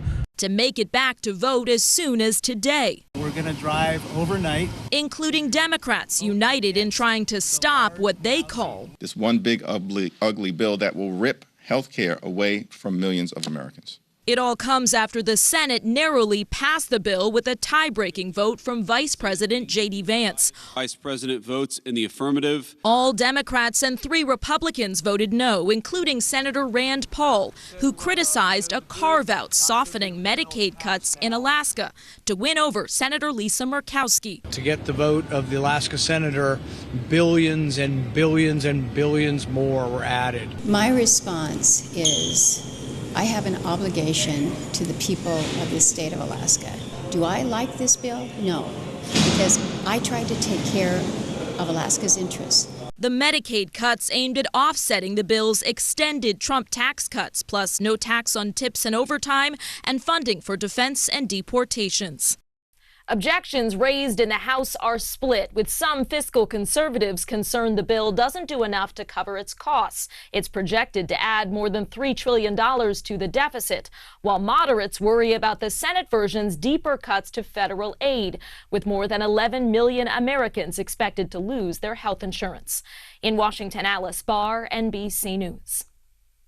This morning, televangelist pioneer Jimmy Swaggart has passed away. He was one of the first to bring his ministry to television airwaves, but many will remember his fall from grace in this particular moment. I have sinned against you. I beg you, forgive me. That's Swaggart's tearful apology back in 1987 after a huge scandal broke at the height of his fame. He was photographed entering a motel with a woman who later said that she had sexual encounters with him. He was suspended from the pulpit and later returned, though he never regained his earlier popularity. Jimmy Swaggart was 90 years old. 8:17 right now on WCNC Plus, and happening today. Jury deliberations continue in the trial of rapper Sean Diddy Combs. The jury reached a verdict yesterday on 4 of the 5 counts, but now they're being urged to keep deliberating until they decide on all 5. NBC's Chloe Malas reports from the courthouse in New York City. We've reached a verdict on counts 2, 3, 4, and 5. Read the note from the jury that came just after 4 o'clock. But we cannot reach a verdict on count 1, they wrote, because some jurors have unpersuadable views. That means they've reached a unanimous decision on whether Sean Diddy Combs is guilty of sex trafficking and transportation to engage in prostitution. But the jury of 8 men and 4 women is split on the most serious and complex charge, racketeering conspiracy. For that count, jurors must decide whether they believe Combs ran a criminal organization and committed underlying crimes like kidnapping and arson. The judge urging the jury to keep deliberating to try to reach a decision on that last count before revealing their verdict. As the jury's note came in, Combs' attorneys hugged and formed a circle around the music mogul, who put his head in his hands, at one point giving a thumbs up to his family. During the 7-week trial, prosecutors alleged that the music mogul ran a criminal enterprise and used power, violence, and fear to get what he wanted. Calling 34 witnesses, including 2 of Combs' former girlfriends, Cassie Ventura and another known only as Jane. Combs opting not to testify, his defense team calling no witnesses, telling the jury that the claims against Combs were badly exaggerated and that physical abuse and love of baby oil are not federal crimes. Chloe Malas, NBC News, New York. All right, let's move on with your forecast. We are looking at another humid day today. 72 to 73 is going to be the dew point. That is in that muggy range, and it doesn't really come down whatsoever. But by tomorrow, it's looking good. So if you're going to the Knights game tomorrow, it's actually going to feel a lot better heading into that game. And also tomorrow is going to be that extraordinary display that we have each and every 4th of July. However, this one's on the 3rd of July. The Knights are actually in Jacksonville versus the Jumbo Shrimp, as opposed to playing the Jumbo Shrimp in town for the 4th. So it's a quick little turnaround for them.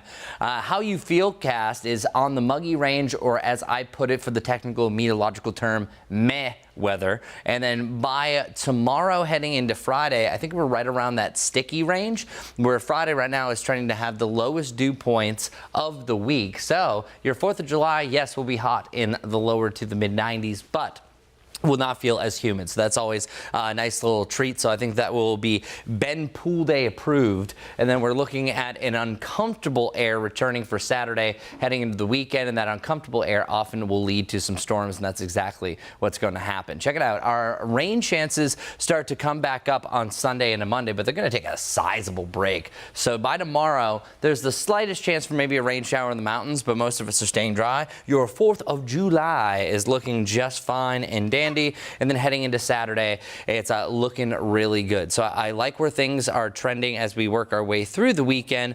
All in all, it is going to be a delightful forecast just in time for the holiday. We've been mentioning that it's not the most pretty start to the day, but it's actually pretty nice here in Boone right now. And we're going to spin the camera. Hopefully we can see a better shot of the sky. Can we? I think my banner might be blocking it. All right, well, just let you know it's a little bit brighter overall, but that might be tough to believe, especially when you have your head literally in the clouds right here around Dallas. That is going to be a clearing sky eventually. I think for the afternoon, it does get a lot brighter, and that's what our futurecast is alluding to. We'll go right to our 7-day forecast that we're clearing things out by the back end of today, and then after that, we are trending in the upward direction. This is the only day that we're going to be in the 80s going forward. 87 today. So that breaks our 13-day streak of 90 plus. 93, 94, lower 90s heading through the weekend. Isolated summertime storms pop up again late Sunday, Monday, and Tuesday. But the back end of the forecast is going to be interesting. All eyes are going to be on a tropical system that could develop off the South Carolina coast by the end of the weekend. That could also give an uptick to the rain chances here closer to home, really next Thursday heading to Friday. But hey, that's outside of the next 7 days of July. Let's head over to Majestic, where weather-wise things are trending okay around Charlotte. Traffic-wise, let's see. That's okay. I mean, I think it's just kind of what we anticipate this time of the day. People are heading out the door kind of all at the same time, so it's slowing people down. Here's a live look outside John Belk to I-77. You can see the ramp is definitely getting congested, but this is what we're used to. Again, nothing too out of the ordinary right there. All right, want to take you into I-77 coming in from York County. Good morning to everyone. If you're traveling into South Carolina, this is mainly impacting northbound lanes. So if you're coming southbound, I'm not seeing anything too significant right now. Look at that slowdown though. This is the same exact location. All of this red here indicating that traffic is moving quite slowly there. In addition to that, we do have the stalled vehicle. It's on Woodlawn Road and Tryon Street. That's going to slow folks down just a few minutes as they're heading out the door. I told you my map is definitely busy this morning. The good news is I'm not seeing anything majorly significant on our interstates. Some minor ones though, including this one. It's a crash on Brooklyn Village Ave and McDowell Street. We'll have another check on those roads. Take it easy. Have a great day. Ben. Majestic, thanks. 8:23 right now here on WCNC Plus. And when you think about going to a museum, you probably think about the art you can see up there on the walls, sort of like you see here behind us. But what about if you are visually impaired? A new exhibition opening today at the Beckler Museum of Modern Art in Uptown is reimagining what that experience can be like for everyone. WCNC Charlotte's Jane Monreal got a look at the exhibition before it opens. The fourth floor gallery of the Beckler Museum of Modern Art doesn't just have art lining the walls, art is in the air. Artist Janet Biggs worked with North Carolina dancer and choreographer Davian Robinson, who is visually impaired, on the exhibition. It came out of a desire to know how a visually impaired person would organize an art show and experience a museum. How do you translate, works that are primarily visual into something that he can experience with a kind of immersive, way that happens when you see a piece of art and it just takes you over. And so we thought we wanted to translate a few works from the collection into sound. The two also collaborated with specialists, including an engineer, physicist, and mathematician, to bring this project to life. One way they did that was by turning existing artworks into something you can hear. And so when you stand in that room, the real works are there, the original works, but then there's the room, it has this ring of speakers, and so you hear this, the data interpreted into sound. There's always another point of access. There's always, a different way that you can think about or learn about the work. That rings true throughout the exhibit, like with a book documenting the process that includes side-by-side pages with Braille and an augmented reality feature, and a massive video installation with a sound-activated water element. The goal is to make the experience accessible to all. I think it's important to have accessibility in every part of life, and we are all humans. We all have capabilities. And why should anyone be left out? We should all have access. Thanks, Jane, for that report. The exhibition opens today. It runs through September 22nd. You can find more details on the story inside the WCNC Charlotte mobile app. 8:25 now. We're going to take a quick break, but make sure you keep it right here on WCNC Plus. We'll be back with the day's top headlines at 8:30.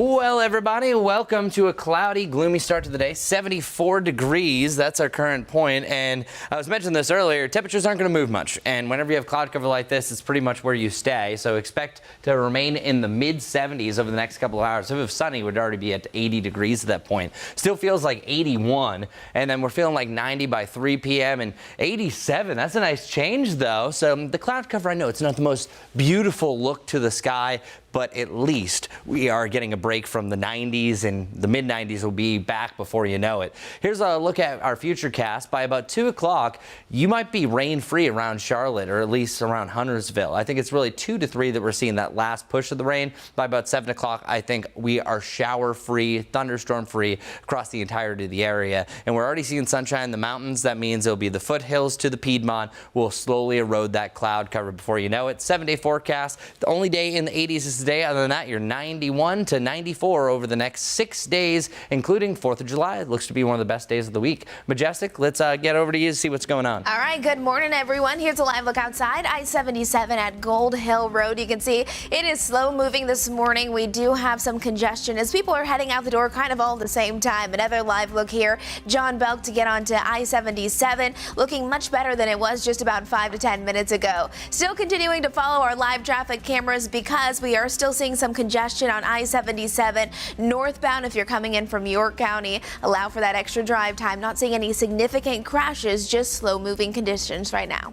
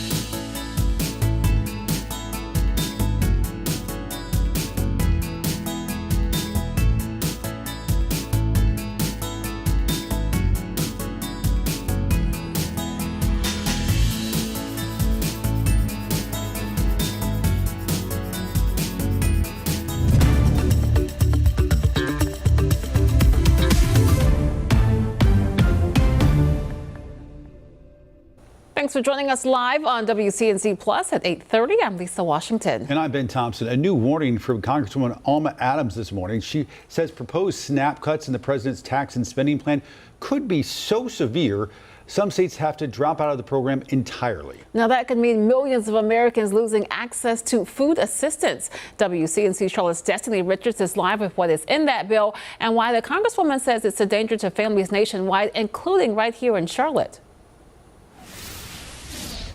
Yeah, these concerns out of Washington could have serious impacts on families here in Charlotte, especially those families who depend on food stamps to put meals on the table for their families. Now, this morning, we're looking at this letter. Congresswoman Alma Adams, who represents Charlotte, is sounding the alarm, joining 33 other lawmakers to urge House leadership to remove controversial SNAP provisions from the federal budget bill. They warned the plan would shift the cost of SNAP benefits directly onto states for the first time in the program's 50-year history. It would potentially force states to withdraw from SNAP if they can't afford the billions in new costs. We spoke with one Charlotte food pantry just a few weeks ago, and they said the pressure on their shelves were already at crisis levels. An apocalypse for hunger, for food security organizations, for food banks and food pantries. We're riding this till the wheels fall off. Right now, 1.4 million North Carolinians rely on SNAP to afford groceries. The North Carolina Department of Health and Human Services has also warned that cuts could hit rural areas the hardest, including communities still recovering from natural disasters in western North Carolina. Now, Congresswoman Adams joins other lawmakers in saying that this bill is a threat to food security, and they say that states shouldn't have to choose between massive cuts to their budgets and possibly having to deny families the assistance they need. Ben, Lisa.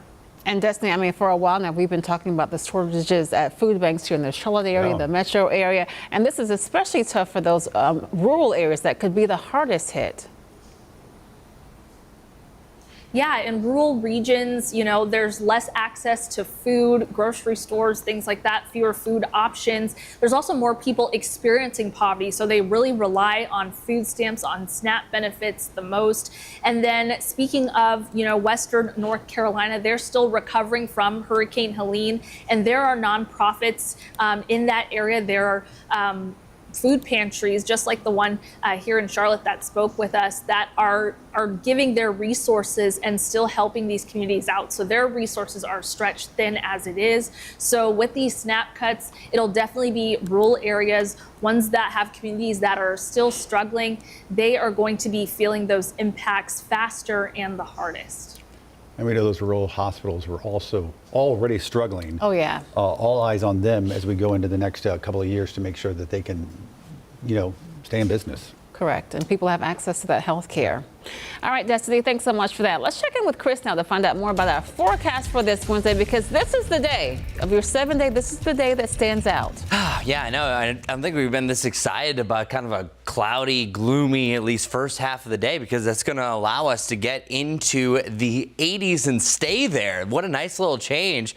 Yeah, we've been talking about this for a while, and I had 88 pretty much over the last 7 days. No. I went down to 87. So, we will be back to that 80-degree point by about noon to 1 o'clock. But we do have some on and off rain, so we do pay the price with some cloud cover. Right now, some light to moderate, even some pockets of heavy rain right around Concord over to Mount Pleasant. The heaviest rain is now cleared from Stanley County for now before more will start to develop. And we're looking at some very heavy rain still sitting in place right here in Alexander County. So this is a little bit concerning that this isn't moving all that much. So rain totals really starting to ramp up here along Highway 16. So we are gladly going to get that front out of here pretty soon so we can end that rain. If that was sitting here any longer, we'd be talking about some flood concerns. But that front eventually is going to adjust its way down to the south. We're already seeing the clouds starting to break up in the mountains. By about 11 o'clock, I think we're looking at mostly sunny skies to partly cloudy skies around Morganton. Still some pretty thick clouds around the Charlotte area. Still going to be an overcast to mostly cloudy day most of the hours from Mecklenburg County, but by about the early to mid-afternoon hours, that's where we're seeing some of the heaviest rain, but then eventually that cloud cover is going to erode. So I think it's really about that 11 to 3 o'clock time frame, either side of the I-85 corridor, that we see some of the heaviest rain. By about 4 to 5 o'clock, we're clearing out some of the cloud cover, so a brighter end to the day. Still, we'll see some bright spots here and there mid-morning to about mid-afternoon, and then I think we're rain-free entirely from the area after 7 o'clock. Slightest chance for a slight shower behind that, but most likely staying dry, and that officially starts our dry trend Thursday, Friday, and Saturday. The 3rd, the 4th, and the 5th, all trending to be drier and also feels drier, so that means less muggy. And then that typical pop-up shower and thunderstorm that we see pretty much each and every summer day is back in action by about Sunday heading into next week. High of 87, so that's slightly below normal. It's nice to be below normal for once. We've been over a 2-week time frame of above average temperatures. And then again, we're closing out the day with some sunshine. Overnight tonight, the lower 70s, pretty typical for this time of July, and our average actually moved up to 70 degrees now. And then 77 to 72 is going to be the range from about 11 p.m. until 7 a.m. Sunrise time tomorrow, 6:14. Tomorrow, July 3rd, right back at it. We have that sunshine most of the day, so that's going to help out, back to about 93 degrees, 94 over in Chirra. That's the weird thing about today. It's actually cooler in Chirra. Usually it's the hot spot. Well, you're actually the cool spot today because you have the least amount of sunshine of any of us. Real quick also, tomorrow officially starts the dog days of summer. It has nothing to do with dog panting. It's one of my favorite stats to bring you each and every summer. It's all based on the dog star. That is serious, not to be too serious about this, but it's 20 days after and 20 days before Sirius the dog star aligns with the sun. So it actually dates back to the Egyptians. They thought that it was the dog star rising with the sun. The two together was why we were so hot during the summertime. So that's where it kind of correlates. But then when that officially ranges from July 3rd until August 11th, so you can officially say the dog days of summer from July 3rd until August 11th, and I have nothing to say about it. Your 4th of July forecast, dry for Friday and Saturday, lowered to the mid-90s. Rain chances return on Sunday, but all in all, majestic. We have some great grilling weather on the way. I'm super pumped about it. Oh, I'm looking forward to it as well. Anything outside, I'm planning on doing it this weekend with such nice conditions. Now, this morning, yeah, it's a little gloomy. Some of those roads are going to be a bit wet for your morning time commute, but we are seeing some progress here. This is I-77 Gold Hill Road coming in from York County. It was really jam-packed, but as you can see, it is making some improvements, so we'll take it. I want to show you my live traffic map. That same area right there still is showing some shades of oranges and reds, just indicating that at times it might be a little slow moving, but that's nothing that we're not used to this time of the day. Traffic map is quite active unless you're traveling north of Charlotte. It's pretty quiet out there this morning. In the uptown area, a few small accidents I want to let you know about. This one here on Brooklyn Village Ave at McDowell Street, slowing you down a couple of minutes right in the heart of uptown, and then another one here on Church Street and 4th Street. You can see this orange here indicating how slow that traffic is currently moving because of it. Another minor crash is on South Boulevard and East Boulevard. Those are the things that I'm focusing on right now, but as you have noticed, none of them are really impacting our major interstates, so we'll take that for now. I'll give you another check on those roads coming up here shortly. Ben. Majestic, thanks. 8:38 right now here on WCNC Plus, and Governor Stein just signed several new bills into law, including one that's going to restrict cell phone use in North Carolina schools. It requires school boards to have a policy to keep devices off during class. Schools will also be required to teach social media literacy and put in place internet safety and security measures. The policy will still need to be in place by January 1st. The governor also signing the new PAVE Act. It allows Mecklenburg County to put a 1-cent sales tax on the ballot this November. If voters approve it there, the money is going to be used to fund future road and transit projects. Former Charlotte Mayor and former U.S. Secretary of Transportation Anthony Fox spoke yesterday about the proposed tax. He says it needs to happen sooner rather than later. Don't let us be our own problem in trying to solve for this. You know, I know that there's been a lot of disappointment over decades about transportation in this community. I live in an area that was bisected by 2 freeways, and there was a third not too far away, 16. But transit offers a different idea for connection. It offers an idea that says it's going to be additive. And we've seen the benefits of it in different parts of the city. You have an opportunity to build something with the region. So finding areas of alignment and interest is not quite as hard as you might think it is. What's hard is when you have to get into choices, like choices where you have to do one thing versus something else. But again, we're talking about how to exercise political power.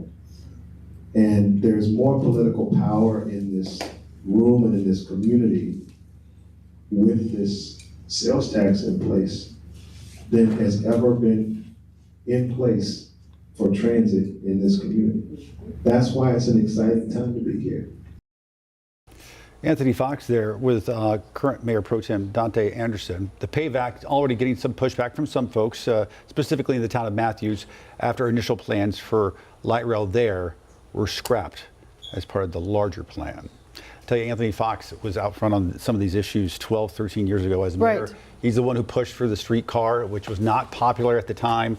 And here we are now, all this time later, and we're talking about this transit bill that would extend the streetcar and then add a red line and add a silver line. And you know, it has not come quickly or easily. And here's the thing, we've talked, I mean, numerous times about how the city is growing and how it's projected to grow in the next 10, 20, even 50 years. Majestic, you handle traffic for us every morning, so we know you see those problems. I'm watching it all the time, and I'm noticing, you know, just moving here over the last couple of months, how big this area is and how much it is growing, and just becoming more familiar with everything and knowing the routes and everything, but also knowing that transportation is such a talked about thing. People just want easy access to it, no matter what part of Charlotte you're in or even surrounding areas. Because, I mean, the reality is not everybody drives to work or to school. Public transportation is incredibly important, and it's important that people, I mean, what he said makes so much sense to me. He says, you know, transit and this plan is an opportunity for new connection. I mean, literally to get to where you are, but to discover more about the area. And I hear that all the time, too, with the light rail. People want, you know, to extend it, and, you know, I haven't been able to get onto it yet. I want to do that, but just being able to easily get to where you need to be, other than just driving your own car, because not everyone has that. Well, a key part of the plan is the biggest priority of it is the red line, which goes to North Mecklenburg County. And you know firsthand, you talk about every morning the backups on 77. So hopefully that would help alleviate some of those things that we see on a daily basis. Absolutely. All right. Thanks, Majestic. Well, listen to this. A new study this morning finds the cost of raising a child in the U.S. is nearly $400,000. According to Lending Tree, the cost of kids up until age 18 is about $237,000. But when you add childcare and housing, that's when those costs reach nearly $400,000. Here in North Carolina, experts say the cost of infant care is now more expensive than college tuition. In fact, it's forcing many parents to make an impossible choice. WCNC Charlotte's Kaylin Hagwood shows us how one task force is working to make quality care more accessible and affordable. For Monica Vasquez, finding childcare for her 3-year-old son, Sebastian, has been a nearly 3-year journey. I signed him up at 10 months old in a daycare that I liked, and we only just got accepted now. It is very frustrating, and it's hard. You know, it takes a toll, especially like we're originally from Miami, and I have no family support here, so I don't get that relief. And Stories like Vasquez's are driving new action from North Carolina Governor Josh Stein's administration to address concerns that impact the quality and accessibility of care. A task force is recommending things like improving reimbursement rates for providers, offering benefits like health insurance and child care support for child care workers, and partnering with local schools and colleges to support training new staff. At Dixon Academy in Charlotte, founder Rosalind Dixon says she's excited to hear the task force is exploring this issue after seeing the crisis firsthand over 3 decades in business. Right now, the biggest pressure point is finding staff. The workforce is so limited. She says her centers keep waiting lists, with some parents signing up before their babies are even born. It's an expensive task to provide quality care. And we know that 0 to 5 is the foundation for children that shapes so much that happens in their lives beyond that point. And we want to ensure that they're ready for kindergarten. So it takes all of those resources. So I think he's spot on, you know, even putting together a task force to look at this area. Caitlin Hagwood with that report. Now, that task force plans to publish another report with more recommendations by the end of the year. During the summer, you may sometimes see lightning, but you don't necessarily hear any thunder to follow it. Some call it heat lightning, but is that actually a thing? WCNC Charlotte meteorologist Majestic Storm is raising our weather IQ this morning on what's really happening and why those quiet flashes could still mean danger. You're outside on a warm summer night. The sky is calm overhead when suddenly you see it. A flash on the horizon, but you wait and wait, but still no thunder. So what is it? Let's get straight to it. Heat lightning is not real. Some may call it heat lightning, but that isn't a real thing. What you're actually seeing is lightning from a thunderstorm that's just too far away for the sound of thunder to reach you. Light travels faster and farther than sound. Lightning can be seen from up to 100 miles away, especially at night. But thunder, you can usually only hear it within about 10 to 15 miles. And that's where the danger comes in. Just because you don't hear the storm doesn't mean you're safe.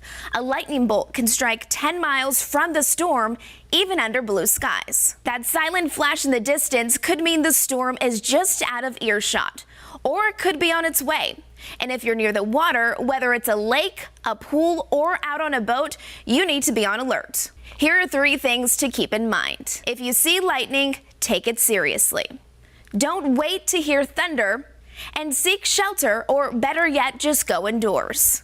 So the next time someone says, "Oh, it's just heat lightning," you'll know there's no such thing as a harmless flash. It's a silent warning of a storm that might be a lot closer than it seems. With your weather IQ, I'm meteorologist Majestic Storm. So all this time, You were wrong. we were wrong. Not a thing. I hear this all the time. And people say it confidently. Oh, yeah. Yeah, like they really don't know, or they actually think it is. So it was interesting, diving into it a little bit more and explaining that it is not a real thing. All right. It is lightning. It's just lightning. It's definitely lightning. It's just a thunderstorm that's a little further away, and I feel like we oftentimes see it maybe like when you're at the lake and you'll all of a sudden see some lightning, off to the distance, but it's still important to take those precautions and get out of the water and, seek shelter. And to your point, you say it with confidence. You're Because people like, it's heat lightning. I don't know what that is. Yeah.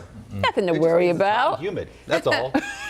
Well, No, not exactly. Okay. Right. And before I went to school for this, I confidently went there and heat lightning, and then the professor was just like, no, don't be doing that. I remember that meteorology school too. Is that one of the first things you'll learn is that this is not real. Yeah. Wow. Yeah. Good. Now we know. Well, Majestic, thanks for raising our weather IQ. That's right. Hate to turn it over this direction, but sadly this week we actually had our 5th lightning fatality, and this one was in Oklahoma. Now, typically through July 1st, we have 7 in the United States, and every single decade these numbers are trending down. People are being smarter, so that's the silver lining that we have here. But actually, the #1 fatality, the first one that we had in 2025, was actually in North Carolina. So hopefully these numbers will stop, but it's been especially active recently. And believe it or not, July is actually one of the most active lightning months here in the Charlotte area and North Carolina, South Carolina in general. Our lightning intensity map, not super high today, very low to barely a moderate intensity. And I think the best chance to hear some thunder, see some lightning will be right around noon to 2 across the Charlotte area. This will again shift down towards the south, close to about 2 to 4 to 5 o'clock down in Lancaster and Chesterfield County. And then we are lightning free, my friends, storm free. It's going to be nice. Here in Sugar Mountain, this is what it looks like. We have our head in the clouds here. Let's transition over to Dallas. Still head in the clouds. You can see the clouds at multiple levels. That's just going to keep an overcast day. You will have a brighter overcast, eventually turning to a mostly cloudy sky. Overcast skies in Monroe, so you can see how our day is starting out. Same thing over in Lylesville. So we literally just went from the sand hills up to the mountains and back and forth, and this is the way that it looks. Right now across the Charlotte area, just seeing a little bit of light rain now in the northeastern quadrant. It's mainly right around Harrisburg. So Harrisburg dealing with a decent soaking. Concord over to Mount Pleasant. This is some of the heavier rain that we're seeing across the area. It's been right here that this storm system really hasn't moved all that much. Still no lightning associated with it, so just a good old rainstorm. Anytime you pop into some of these oranges that you're seeing right here around Oxford Park, that is picking up on at least a ½ inch of rain per hour. So that's one of the heavier cells that that we have. That eventually is going to transition its way down towards the south. That's an active cold front that is bringing this activity. So just letting you know, this really now until about 3 o'clock, we're going to have some active rain chances around. So here it is, 10 o'clock, heavy rain off towards the east. Some areas picking up an inch all in all when this is said and done. The cold front will likely be through Lincolnton by about noon. By about 1 to 2, it's passing the Charlotte area. Once you get to about 3 to 5, it's now south of Charlotte and Monroe. Lancaster still dealing with some thunderstorms, and then I think by about 6 to 7, we're seeing the final pass of those showers. Most of us seeing sunshine at that point, but it is going to be a cooler day because of that cloud cover. We're officially no 14 today, only a high of 87 degrees. I know a lot of us are not complaining about this, that those temperatures are going to take a break from the 80s. So enjoy that nice little change while we have it. Our high temperatures today, all in all, are going to be in the 80s, and then after that 91 to 94. Doppler radar will be active though over the next several hours. Let's see if our morning commute is active with Majestic. See what's going on. Good morning, everyone. Taking a live look outside. This is the John Belk Freeway. You can see it getting on to I-77. It is flowing just fine as people are starting their day and heading out. Earlier we were seeing a lot of congestion, but we're seeing some improvements at this point. Here's a quick look at some of those drive times if you are getting ready to head out. About 30 minutes if you're coming in from Belmont or Matthews. If you're coming in from Salisbury, about 52 minutes to get you there. You can see our drive time, so a whole lot of red coming in from I-77. Northbound lanes mainly being impacted here. No accidents, just a lot of people heading in the same direction. A minor ongoing wreck has caused the left-hand lane to become blocked because of a crash. It's on Albemarle Road, westbound at W.T. Harris Boulevard. So continue to keep that one in mind, not seeing any significant impacts with that. And then this crash here, it's on Idlewild Road at Flint Ridge Drive. You can see the yellow here popping up indicating medium impacts there. We'll watch those roads for you. I'll give you another update coming up here shortly, but Ben, that's what I'm watching for now. All right. Majestic, thanks. Well, folks, there's still time to book maybe a last-minute vacation for Independence Day, or if not that, maybe later this summer. We spoke with a travel expert from Going right here on WCNC Plus to talk about those last-minute deals and locations. Katie, what are you seeing in terms of overall cost compared to previous years? Yeah, this is what we have coined the golden summer of cheap flights. It really is a unique market in that people are still finding minute deals even the week of July 4th, as well as for the rest of the summer. So think end of July, well into August for places across Europe, as well as places across the US. Like, for example, you can head to Chicago for $266 round trip the week of July 4th. So this week, as well as New York, $173 round trip. So keeping that even under the budget, as well as places in Europe for the end of the summer. $434 to Amsterdam, available on the Going app that you can take fly direct, or no, sorry, there's one stop there, but yeah, is available at the end of July in well into August from the Charlotte area. So there are deals to be had if you haven't booked anything yet. Wow, I mean, less than $500 to Europe. That sounds amazing. What's driving these savings? Yeah, well, there's a combination of factors. You know, one, airfare's been on a cheapening streak in the last 4 months, and we're expecting it to continue to be on that trend. Gas prices, or the price of oil, is lower than previous years, so that's having a slight impact, as well as we are seeing a bit of hesitation in terms of people booking these really big ticket item trips, thinking that, well, we don't really know what's going on with the economy so far out, maybe I'll scale back or wait until I feel a little bit more comfortable to book a trip. So there's hesitation there, as well as we're seeing a decrease in international arrivals. So, you know, from specific places across Europe, that means that there are empty seats, you know, both ways going across the Atlantic. So that also plays into why we're seeing, especially to Europe, these really sort of shoulder season prices during a peak season. And you mentioned Chicago. That's going to be a pretty good deal. What are some of the other U.S. top destinations that people can get to last minute? Yeah, so look, at this close in range of time, we would definitely suggest to keep your eyes out on popular hotspots like Las Vegas or Orlando. You could get to Orlando from Charlotte for, I believe, around $80 round trip. Now, that's on a budget carrier, so you just have to be aware, if you're looking for a very last minute, very low profile trip where you're only bringing sort of a carry-on or something that fits underneath your seat, then you definitely can get away for less.